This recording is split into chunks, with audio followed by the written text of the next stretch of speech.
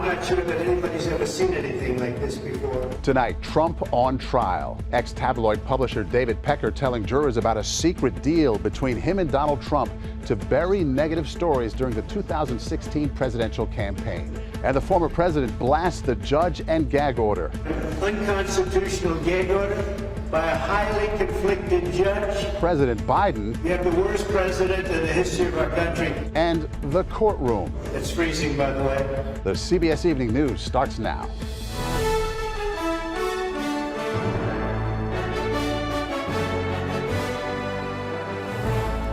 Good evening and thank you for being with us. I'm Maurice Dubois. Nora is on assignment. We begin tonight with day 2 of testimony in the criminal trial of former President Donald Trump. Former National Enquirer publisher David Pecker was back on the stand where he said he worked with Trump and his longtime fixer Michael Cohen to hide negative stories about him during the 2016 campaign.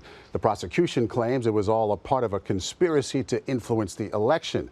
Before today's testimony, there was a tense hearing over whether Trump repeatedly violated a gag order by attacking witnesses and jurors on social media.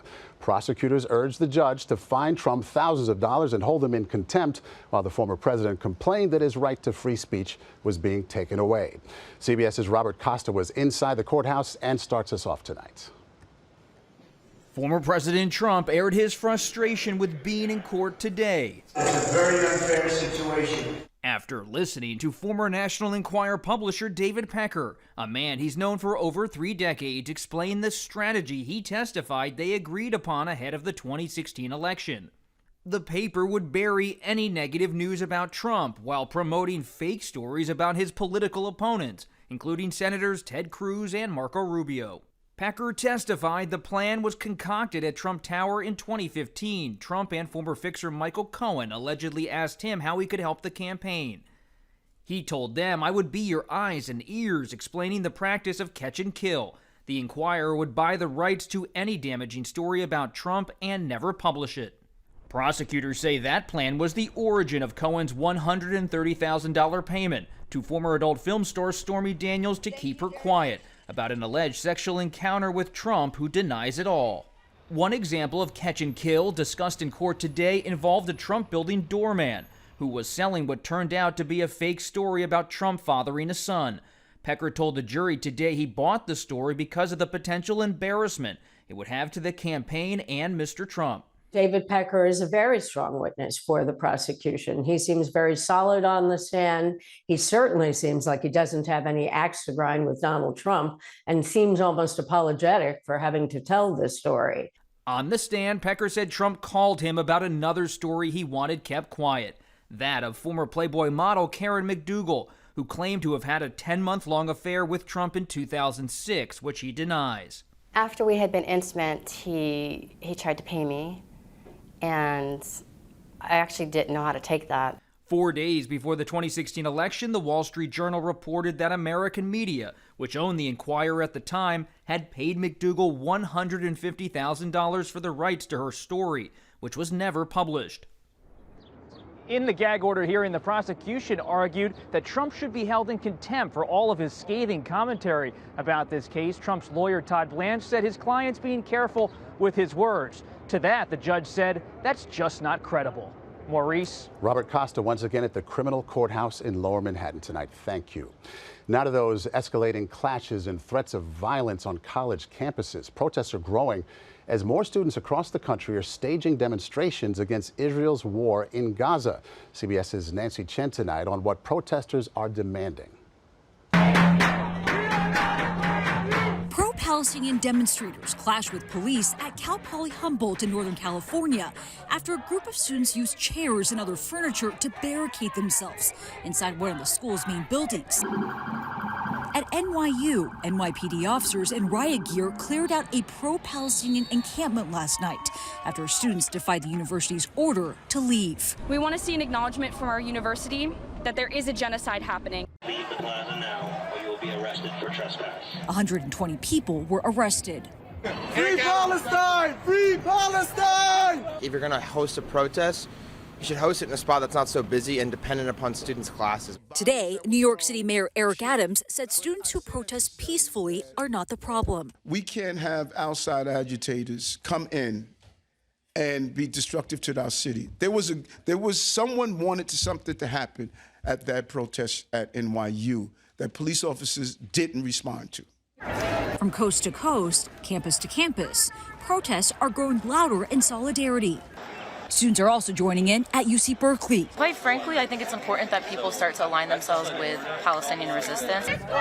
Here at Columbia University, the 7th day of protests, demonstrators want the school to divest from all business that supports Israel. I think that it's time to divest from those weapons manufacturing and re-divest them into other important things.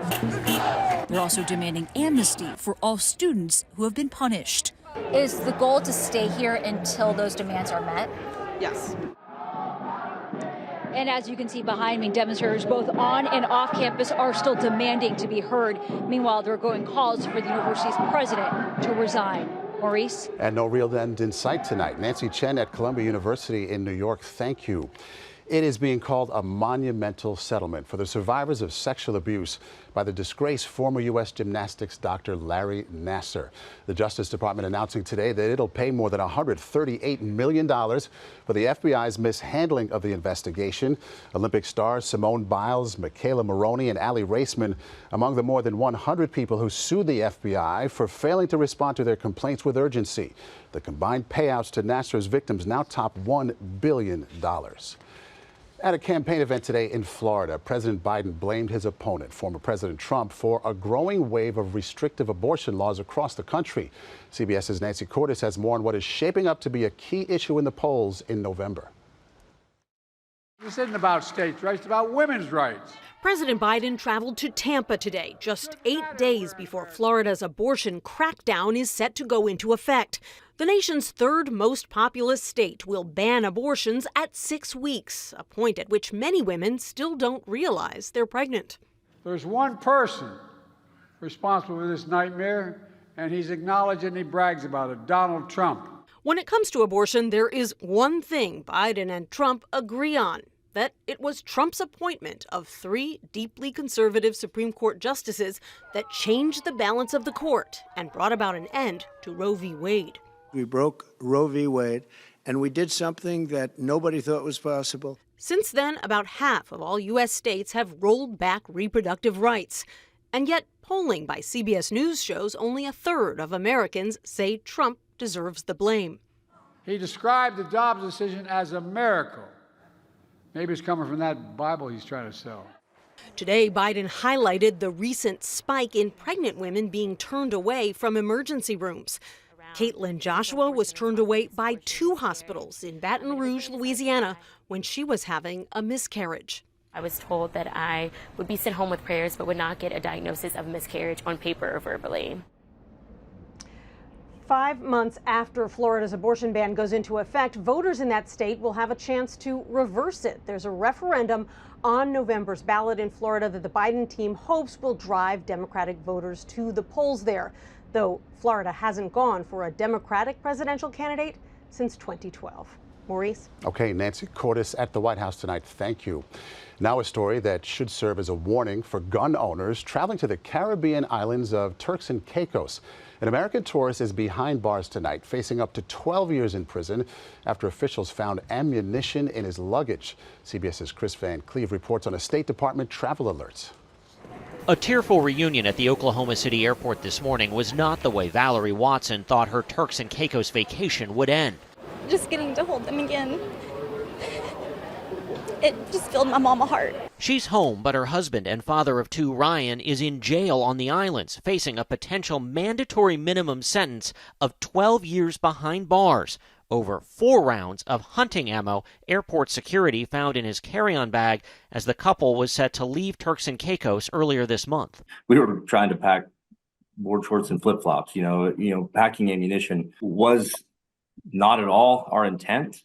We spoke with the Watsons Sunday before they learned Valerie would not be charged and be allowed to return home. This went from what was supposed to be a dream vacation to a nightmare. Brian Hegridge from Pennsylvania is awaiting trial after ammo was found in his checked bag in February. Subsequently spent 8 nights in their local jail, some of the darkest, hardest times of my life, quite frankly.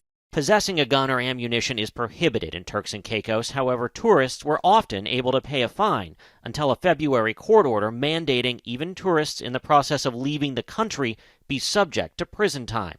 Last September, the U.S. Embassy posted this travel alert online, warning people to check your luggage for stray ammunition. I can't even begin to think that this very innocent, regrettable mistake would prevent me from being able to, watch my son graduate or teach him to shave or take my daughter to, dances. A mistake that could land American tourists visiting an island paradise in a prison hell. Chris Van Cleve, CBS News. Now to breaking news tonight. CBS News is confirming that the FDA has found evidence of the bird flu virus in grocery store milk, but expressed confidence that there is no threat to human health. The government agency said tests are being conducted to determine how well pasteurization works to reduce the risk of infectious bird flu in the milk supply. Tonight, we continue our CBS News investigation into the growing wave of online romance scams. CBS's Jim Axelrod reports on a sinister new twist when the victims themselves become accomplices. My mom was actually very specific about wanting to do online dating, and it felt safer. Online dating felt safer. Mm-hmm. If it wasn't painful enough that Kelly Gow's mother, Laura Kowal, was scammed out of $1.5 million, then found dead in the Mississippi River. When Kelly started investigating what happened, she discovered her mom's role in something criminal. She got so deep into this scam, and when she tried getting out of it, she became what is known in these scams as a money mule. They got her hooked into it. Laura wasn't alone. My name is Glenda. It's the latest scammer tactic, now so widespread that federal agents have broadcast warnings. Police officers told me that my love was a scam. This feels like it moves to a whole other level of sinister. They use victims till the end. Retired Postal Inspector Natalie Rita investigated cases where victims fell so hard for their scammers, they'd do anything they were told, like depositing other victims' money in their accounts to launder it and stay one step ahead of the authorities. At first, the victims might not have realized they were committing a crime. They check their reasoning at the door. Kelly says her mom opened bank accounts, created fake corporations, and even set up phony dating profiles for the scammers. Could your mom have been compromised and actually been working for these guys? I believe so. At the time of her death, police said Kelly's mom, Laura, was actually under investigation for money laundering.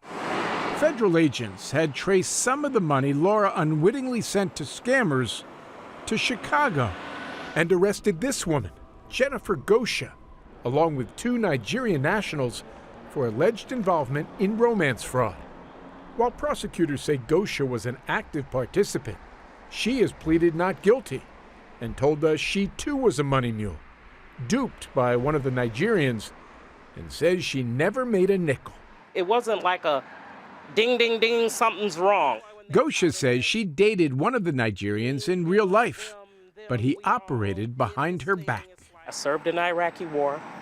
I raised my children. I am not someone who decides, after all I've accomplished in my life, now I'm going to become a criminal mastermind. If I'm going to come up with the scheme, it's not going to be this dumbass scheme.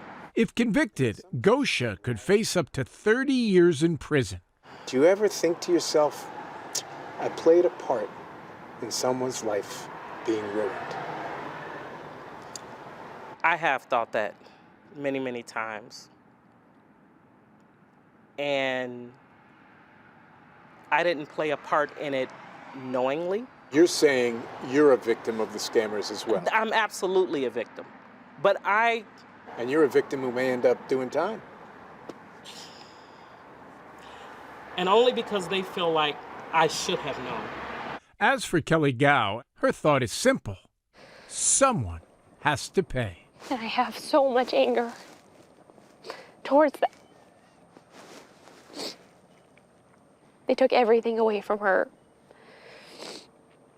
And my family will never get that time back. Wow. eye-opening, disturbing. Jim, where does your investigation go now? Well, Maurice, law enforcement tells us that the explosion of romance scams is tied directly to the increased popularity of online dating apps. They are, after all, a target-rich environment for scammers. So tomorrow, we'll dive much more deeply into that on CBS Mornings. That's must-see. Jim, thank you. Officials overseas investigating a mid-air crash between two helicopters. We'll have the details next. There were no survivors today when two helicopters collided in mid-air during a rehearsal for a military parade in Malaysia. One helicopter clipped the other's rotor, sending both crashing to the ground and killing all 10 crew members on board. The accident prompted Malaysia's government to cancel Saturday's 90th anniversary celebration for its Navy. The future of the popular security screening company Clear appears to be murky in the state of California. We'll explain why next. If you can't watch the CBS Evening News, you can listen. Subscribe wherever you get your podcasts. Tonight, the popular security screening service Clear is facing some possible turbulence in California. The company could be banned from the state's airports after lawmakers say it's created a system of haves and have-nots when it comes to skipping the long lines. Here's CBS's Carter Evans. In long airport security lines, one thing is perfectly clear. Those who pay extra get rewarded. And what the current system does is it allows a Clear customer to cut the line. California State Senator Josh Newman introduced a first-in-the-nation law that would stop customers who pay the $189 annual fee from leapfrogging the security line at the state's airports.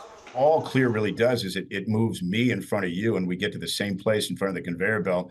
Only by then you're mad, the TSA agent's all stressed out, and I paid $189 because I think I'm better than you. How is this different than any other service that we pay to jump the line? People pay to jump the line at theme parks. They pay to jump the line going into music concerts, sports stadiums. The company says it has nearly 1 million California customers and pays airports there $13 million. Several airlines have taken a stake in Clear and say the lost revenue could mean higher fares. But Clear, which uses fingerprinting and eye scanning in its screenings, has had issues in recent years with security lapses. That's the main reason the union representing flight attendants supports the bill. And lawmakers don't want to ban Clear entirely, just separate the lines. If you pay for Clear, go do your line somewhere else. That's financially and logistically impractical. TSA doesn't have the funding it needs now to adequately staff all of the security lanes that exist. And Clear is also facing another business challenge. The TSA and airlines are already investing in similar technology at checkpoints around the country, including right here at LAX. The goal is to move everyone through security faster, whether you've got Clear or not. Maurice? Okay, Carter, we'll keep an eye on that one. Carter Evans in Los Angeles tonight. Thank you. Heart of America is next with a NASA accomplishment that is truly out of this world.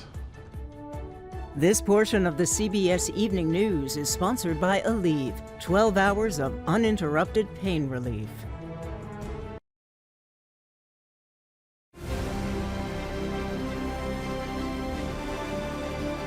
Finally here, tonight's Heart of America, and we meet the NASA scientists who repaired a spacecraft from 15 billion miles away. The Voyager 1 is known for being the first spacecraft to go beyond our solar system. So when it stopped sending data back to Earth last November, the team faced a daunting task. They traced the problem to a single malfunctioning computer chip and announced yesterday that they finally made contact again.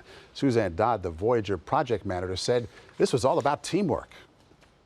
It's just incredible to be a part of this mission that continues to this day and that has inspired so many generations of people to go into space exploration or science. Suzanne Dodd and the Voyager 1 team at NASA, tonight's Heart of America, all about teamwork. And that is tonight's CBS Evening News. For Nora O'Donnell, I'm Maurice Dubois. Thanks so much for joining us here. Have a good night.